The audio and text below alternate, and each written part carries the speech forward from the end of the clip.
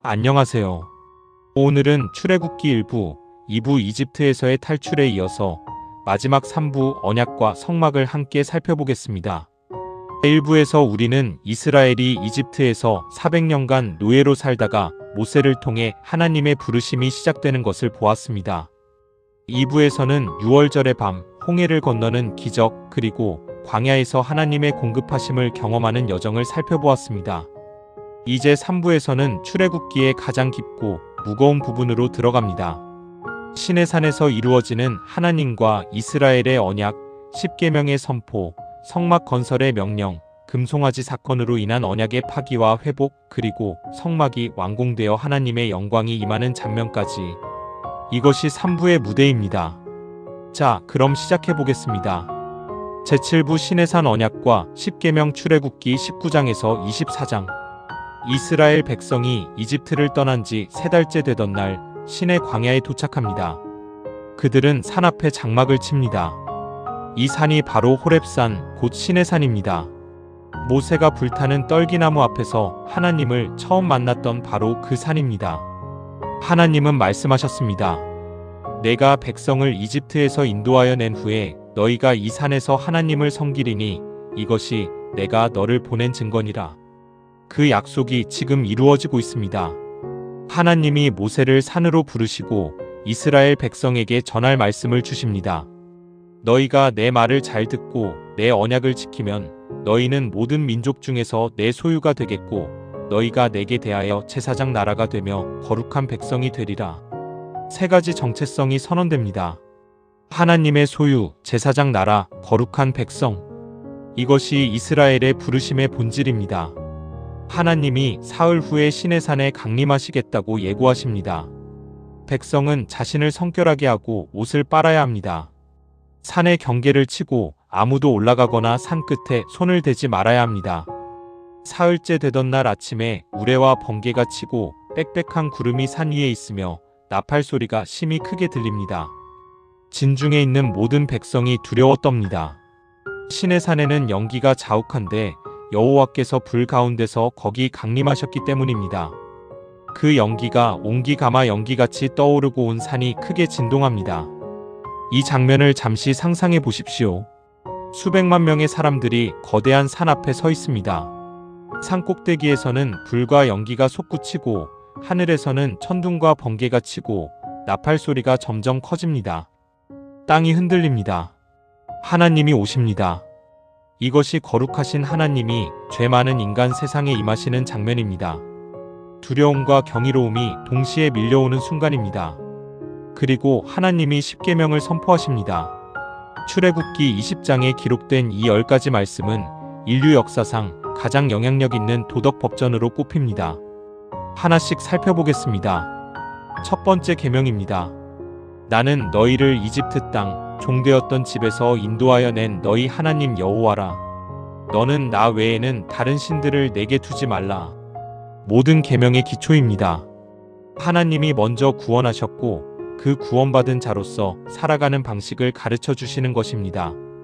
계명은 구원의 조건이 아니라 구원받은 자의 삶의 방식입니다. 두 번째 계명입니다. 너는 자기를 위하여 새긴 우상을 만들지 말라.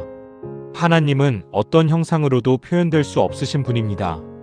인간이 만든 형상으로 하나님을 가두려 하는 모든 시도를 금하십니다.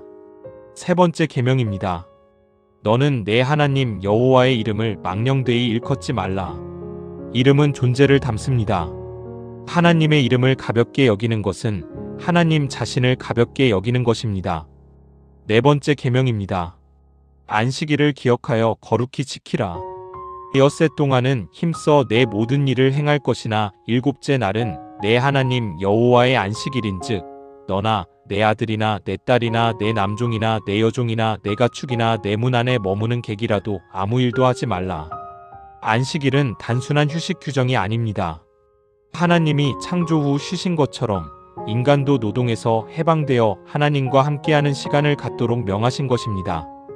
노예였던 이스라엘에게 안식은 자유의 표현이었습니다. 다섯 번째 계명입니다. 내 부모를 공경하라. 그리하면 내 하나님 여호와가 내게 준 땅에서 내 생명이 길리라. 이 계명부터는 사람 사이의 관계를 다룹니다. 부모 공경은 권위와 질서, 세대 간의 연결을 상징합니다. 여섯 번째 계명은 살인하지 말라, 일곱 번째는 간음하지 말라, 여덟 번째는 도둑질하지 말라, 아홉 번째는 내 이웃에 대하여 거짓 증거하지 말라, 열 번째는 내 이웃의 집을 탐내지 말라입니다. 이 다섯 계명은 생명, 가정, 재산, 진실 내면의 탐욕에 관한 것입니다. 외부적 행동뿐 아니라 마음속 탐욕까지 다루는 열 번째 계명은 특히 주목할 만합니다. 죄는 행동 이전에 마음에서 시작됩니다. 10계명은 두 부분으로 나뉩니다. 14계명은 하나님을 향한 의무, 510계명은 사람을 향한 의무입니다. 예수님은 이 두 부분을 두 가지 큰 계명으로 요약하셨습니다. 하나님을 사랑하고 이웃을 사랑하라. 10계명은 사랑의 구체적 표현입니다. 하나님은 이어서 다양한 율법들을 주십니다. 종에 관한 법, 폭력에 관한 법, 재산에 관한 법, 도덕적 윤리적 규정들, 세 가지 절기에 관한 규정까지. 이 율법들은 이스라엘이 하나님 나라의 시민으로 살아가는 방식을 구체적으로 규정합니다. 단순한 종교적 규율이 아니라 사회 공동체 전체를 구성하는 원리들입니다. 하나님은 또한 약속을 주십니다. 내가 사자를 내 앞서 보내어 길에서 너를 보호하여 내가 예비한 곳에 이르게 하리니.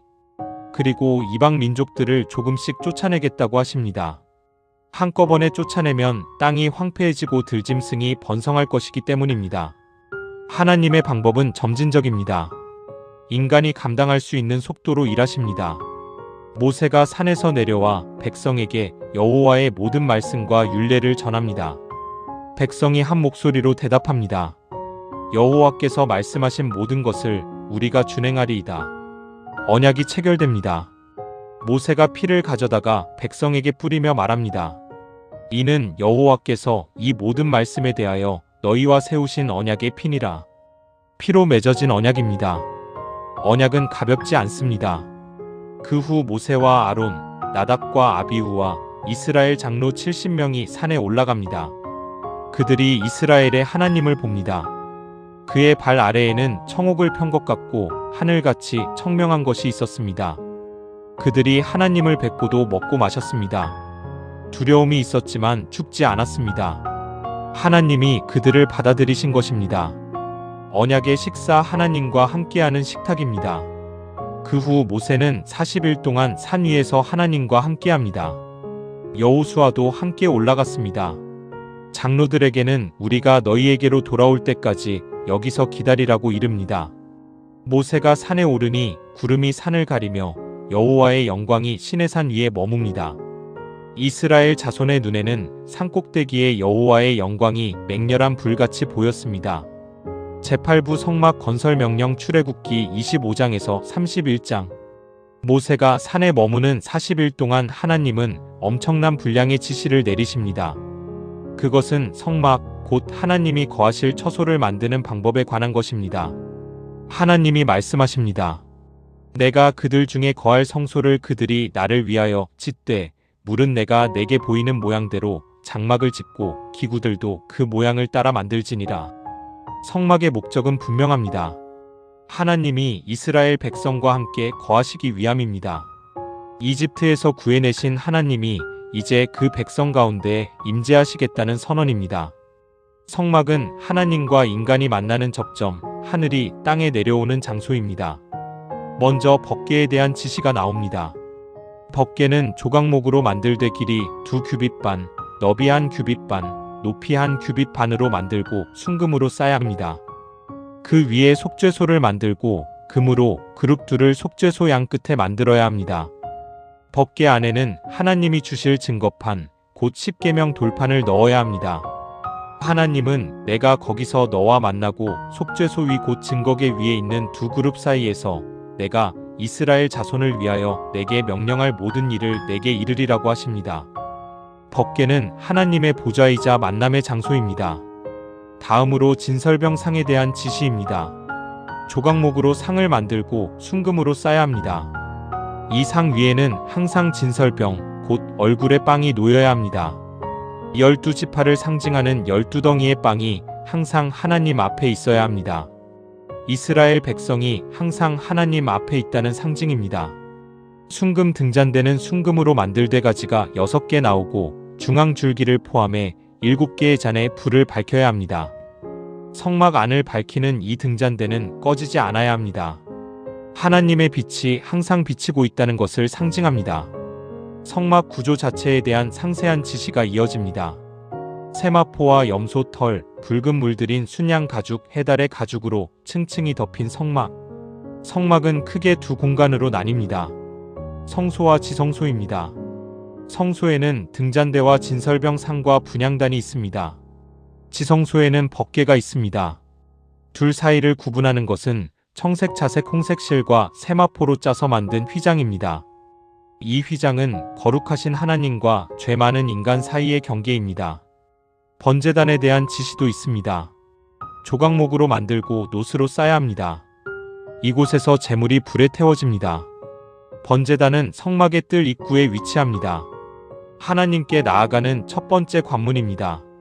죄를 가지고 나아오는 사람이 먼저 지나야 하는 곳입니다. 제물의 피와 불이 있는 곳입니다. 물두멍에 대한 지시도 있습니다.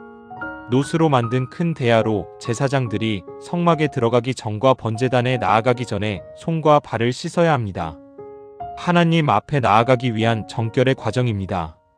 제사장 직분에 대한 지시가 이어집니다. 아론과 그 아들들이 제사장으로 세워집니다. 그들이 입을 거룩한 의복이 상세히 묘사됩니다. 에봇, 판결 흉패, 겉옷, 반포 속옷, 관, 띠. 판결 흉패에는 이스라엘 12지파의 이름을 새긴 12보석이 박힙니다. 대제사장은 이스라엘 12지파를 가슴에 품고 하나님 앞에 나아가는 것입니다. 제사장 위임식의 절차, 분향단에 대한 지시, 성막을 위한 헌금 규정, 물두멍 제작, 관유와 분향 제조법이 이어집니다. 그리고 하나님은 특별히 브살렐과 오홀리압을 지명하여 부르십니다. 내가 유다 지파 훌의 손자여 우리의 아들인 브살렐을 지명하여 부르고 하나님의 영을 그에게 충만하게 하여 지혜와 총명과 지식과 여러 가지 재주로 정교한 일을 연구하여 금과 은과 노스로 만들게 하며 성막을 만드는 장인들에게 하나님의 영이 임합니다. 예술적 재능도 하나님의 선물이며 하나님의 영이 역사하는 영역입니다. 마지막으로 안식일 규정이 다시 강조됩니다. 너는 이스라엘 자손에게 말하여 이르기를 너희는 내 안식일을 지키라. 이는 나와 너희 사이에 대대로 표징이니 나는 너희를 거룩하게 하는 여호와인 줄 너희로 알게 하려 함이라. 안식일은 언약의 표징입니다. 하나님이 이스라엘을 거룩하게 하신다는 표시입니다. 하나님이 시내산에서 모세에게 말씀하시기를 마치신 후 증거판 2개를 주십니다. 이 돌판은 하나님이 친히 만드시고 하나님이 친히 새기신 것입니다. 40일간의 산위 시간이 끝납니다. 제구부 금송아지 사건과 언약 갱신 출애굽기 32장 34장. 그런데 산 아래에서는 전혀 다른 일이 벌어지고 있었습니다. 이것이 출애굽기에서 가장 충격적이고 가장 인간적인 장면입니다. 백성이 모세가 산에서 내려옴이 더딤을 보고 아론에게 모여 말합니다. 일어나라. 우리를 위하여 우리를 인도할 신을 만들라. 이 모세 곧 우리를 이집트 땅에서 인도하여 낸 사람은 어떻게 되었는지 알지 못함이니라. 40일이 지나도록 모세가 내려오지 않자 백성이 초조해집니다. 눈에 보이는 지도자가 없으니 눈에 보이는 신을 원합니다. 아론이 백성의 압박에 굴복합니다. 아론은 백성에게 금기고리를 가져오라고 하고 그것을 녹여 송아지 형상을 만듭니다. 그리고 말합니다. 이스라엘아, 이것이 너희를 이집트 땅에서 인도하여 낸 너희 신이로다. 아론은 또 그 앞에 제단을 쌓고 내일이 여호와의 절기니라고 선포합니다. 이 장면은 더욱 충격적입니다. 금송아지를 만들면서도 그것을 여호와라고 부르는 것입니다. 눈에 보이는 형상으로 하나님을 표현하려는 시도, 하나님을 통제하려는 인간의 욕망이 드러납니다. 이튿날 백성이 일찍 일어나 번제를 드리며 화목제를 드리고 먹고 마시며 일어나서 뛰놀기 시작합니다. 엄숙한 예배가 아니라 통제되지 않는 축제로 변질됩니다. 하나님이 모세에게 말씀하십니다. 너는 내려가라. 내가 이집트 땅에서 인도하여 낸 내 백성이 부패하였도다. 그들이 내가 그들에게 명령한 길을 빨리 떠나 자기를 위하여 송아지를 부어 만들고 그것에게 절하고 제사를 드리며 여기서 하나님이 이스라엘을 내 백성이 아니라 내 백성이라고 부르신 것에 주목하십시오. 분노가 느껴지는 표현입니다. 내가 이 백성을 보니 목이 뻣뻣한 백성이로다. 그런즉 나로 하게 하라. 내 진노가 그들에게 타올라 그들을 진멸하고 너로 큰 나라가 되게 하리라. 하나님이 이스라엘을 멸하고 모세만으로 새 민족을 만들겠다고 하십니다. 엄청난 선언입니다. 그런데 모세의 반응이 놀랍습니다. 모세가 하나님께 간구합니다. 여호와여, 어찌하여 그 큰 권능과 강한 손으로 이집트 땅에서 인도하여 내신 주의 백성에게 진노하시나이까? 어찌하여 이집트 사람들이 이르기를 여호와가 화를 내어 그들을 산에서 죽이고 지면에서 진멸하려고 인도하여 냈다 하게 하시려 하나이까?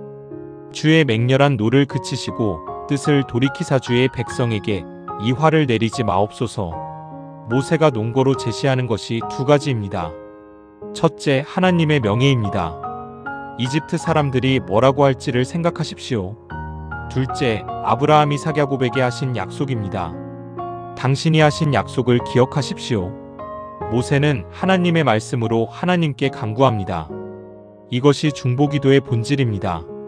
성경은 여기서 여호와께서 뜻을 돌이키사 말씀하신 화를 그 백성에게 내리지 아니하시니라고 기록합니다. 중보자의 기도가 하나님의 행동에 영향을 미칩니다. 모세가 산에서 내려옵니다. 손에는 두 증거판이 있습니다. 여호수아가 소리를 듣고 진중에서 싸우는 소리가 나나이다라고 말하자 모세는 이것은 강한 자의 소리도 아니요 약한 자의 소리도 아니라 내가 듣기에 노래하는 소리로다라고 답합니다. 그들이 진에 가까이 이르렀을 때 금송아지와 그 앞에서 춤추는 것을 봅니다. 모세가 진노하여 손에서 그 판들을 산 아래로 던져 깨뜨립니다. 십계명이 새겨진 돌판이 산산조각 납니다. 언약이 파기되는 상징적 행동입니다.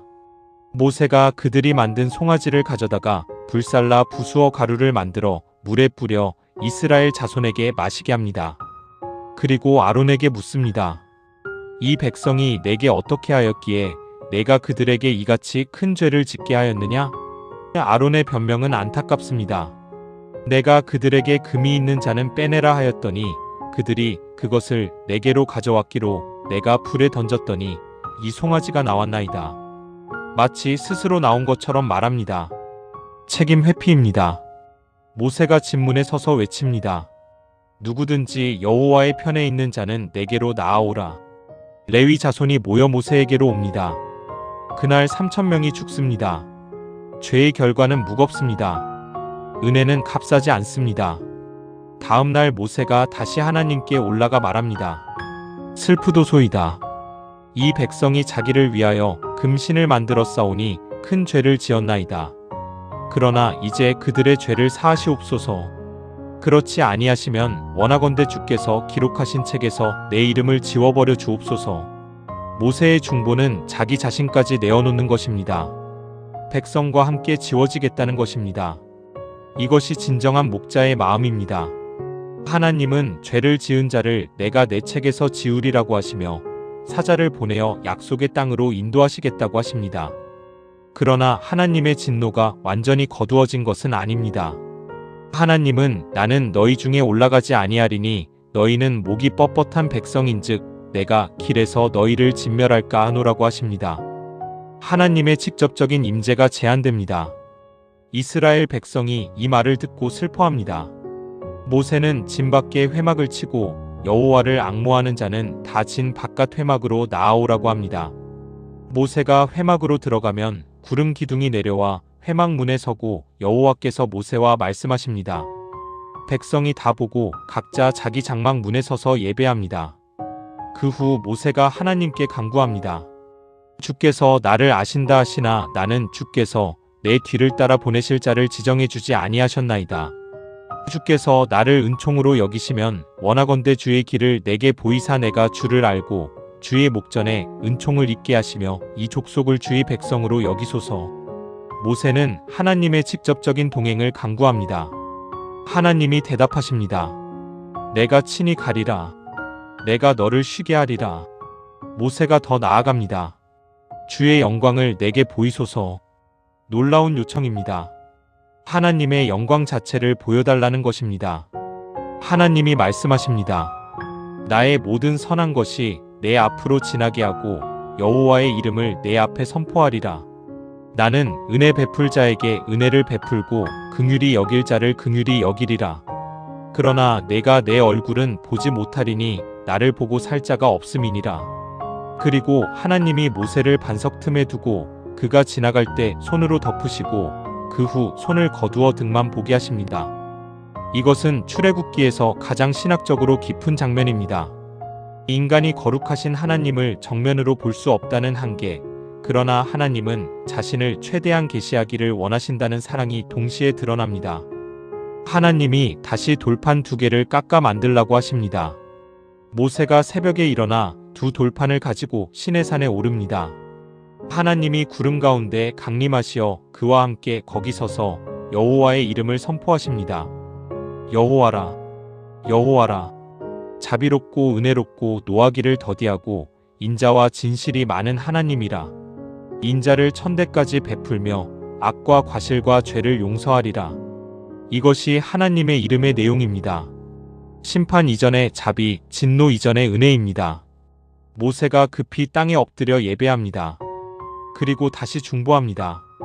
주여, 내가 주께 은총을 입었거든 원하건대 주는 우리 중에서 행하옵소서. 이 백성은 목이 뻣뻣한 자들이오나 주는 우리의 죄악과 죄를 사하시고 우리를 주의 기업으로 삼으소서. 하나님이 언약을 갱신하십니다. 새 돌판에 십계명을 다시 새겨주십니다. 모세가 40일 동안 산에 있었습니다. 그가 내려올 때 그의 얼굴 피부에 광채가 났습니다. 하나님과 함께한 시간이 얼굴에 새겨진 것입니다. 아론과 이스라엘 자손이 그 얼굴의 광채로 인해 모세에게 가까이 가기를 두려워합니다. 모세는 수건으로 자기 얼굴을 가렸습니다. 제10부 성막 완성과 하나님의 영광. 출애굽기 35장 40장. 언약이 갱신되었습니다. 이제 하나님의 명령대로 성막을 건설할 시간입니다. 모세가 이스라엘 온 회중을 모으고 하나님의 명령을 전합니다. 먼저 안식일 규정을 다시 강조합니다. 성막을 짓는 일도 안식일에는 쉬어야 합니다. 아무리 거룩한 일도 안식을 대체할 수 없습니다. 그리고 헌물을 요청합니다. 누구든지 자원하는 마음이 있거든 금, 은, 놋, 청색, 자색, 홍색 실, 세마포, 염소 털, 붉은 물 들인 순양 가죽, 해달 가죽, 조각목, 기름, 향료, 보석을 가져오라고 합니다. 백성이 물러갔다가 돌아옵니다. 마음이 감동된 자, 자원하는 자가 성막을 위한 모든 것을 가져옵니다. 남녀가 다 자원하는 마음으로 고리, 귀고리, 반지, 목걸이 등 온갖 금품을 가져다가 여호와께 드립니다. 성경은 놀라운 기록을 남깁니다. 백성이 아침마다 계속 자원하는 예물을 가져오므로 공사를 하는 자들이 모세에게 알립니다.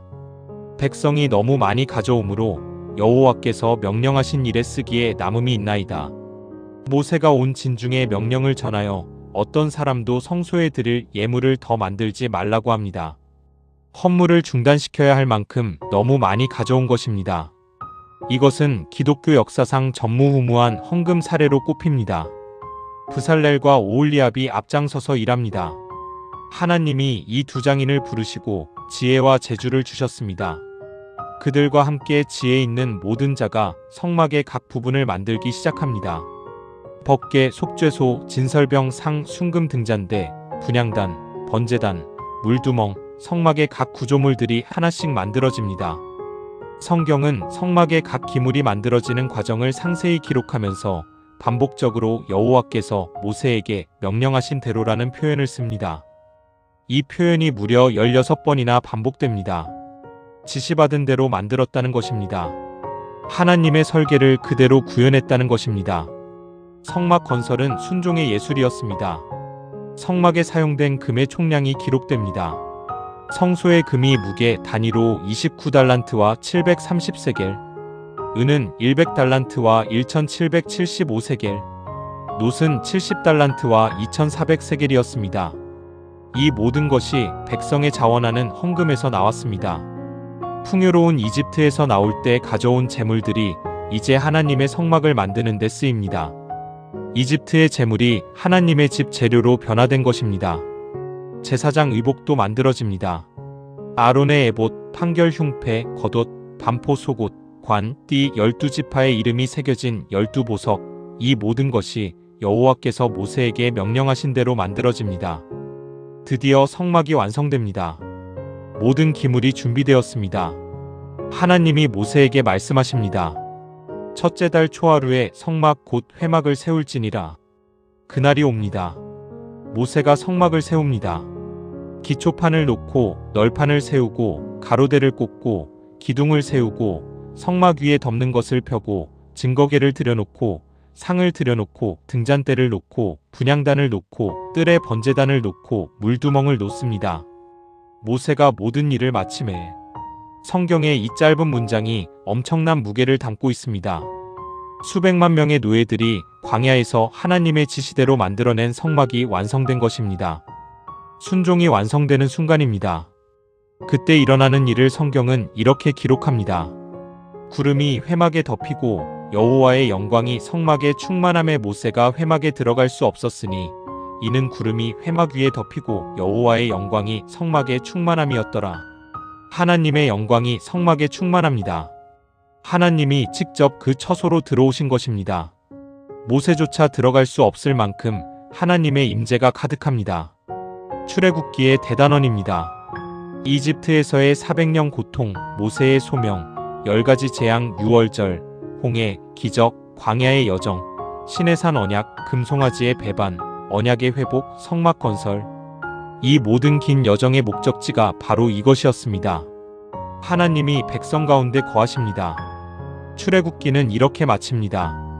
이스라엘 자손이 그 여행하는 날 동안에 낮에는 여호와의 구름이 성막 위에 있고 밤에는 불이 그 구름 가운데에 있음을 온 이스라엘의 온 집이 보았더라. 구름이 걷히면 행진하고 구름이 머물면 그 자리에 멈춥니다. 하나님의 인도하심을 따라 하루하루 나아가는 것, 그것이 광야 여정의 방식이었습니다. 3부 전체 요약 및 결론. 지금까지 출애굽기 3부 언약과 성막의 4가지 흐름을 살펴보았습니다. 이제 전체 내용을 정리하고 우리가 붙들어야 할 메시지를 함께 나눠보겠습니다. 첫 번째 흐름은 시내산 언약과 십계명이었습니다. 시내산에서 하나님이 불과 연기와 천둥 가운데 강림하시고 이스라엘과 언약을 맺으십니다. 십계명이 선포됩니다. 하나님을 사랑하고 이웃을 사랑하는 삶의 원칙이 돌판에 새겨집니다. 피로 맺어진 언약. 이것은 관계의 시작입니다. 두 번째 흐름은 성막 건설 명령이었습니다.